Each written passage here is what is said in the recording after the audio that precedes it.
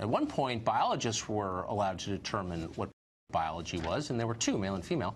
Now there's agender, bigender, two-spirit, hydra, we could go on forever, literally forever, because the core orthodoxy is that there are infinite genders, but not everyone agrees. Some people believe in science, at their peril, it turns out. Lake Engel is one of them. He's a student at Indiana University of Pennsylvania.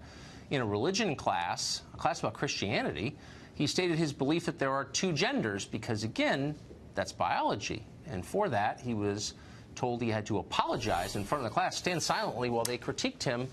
Re-education camp stuff. Lake Engel joins us tonight. Lake, thanks for coming on. Thanks for having me, Tucker. So I don't know if I was mischaracterizing that. You had this professor called Allison Downey who was so threatened because you disagreed with her that she tried to get you to sign some form apologizing for your unorthodox, non-allowed thoughts, and then what happened? Right, yeah, she asked that I would sign a document complying with her asking me to apologize to the class as well as giving her a written apology. She asked that I would stand in front of the class in silence as I apologized, and then they would give any comments on my outbursts. Did she say what specifically she was so offended by? She didn't like the fact that I disagreed with the subject being pushed in class being more than one gender, male privilege, systemic sexism, and mansplaining. Is mansplaining a measurable thing? I mean, is it a like species of social science studying mansplaining? What is mansplaining anyway? Do you know? Did you learn? I'm not sure. I think it's any time a man speaks, really. Huh. And so no, it isn't measurable. What did you, right, I mean, it's a species of dumbness, really. So, but what did you, it's propaganda, what did you say about gender that made her so mad, specifically? Well, I first referenced entities like The Economist who have debunked the myth of the 77 cents on the dollar wage gap. And I also stated that biologists don't agree that there are more than two genders.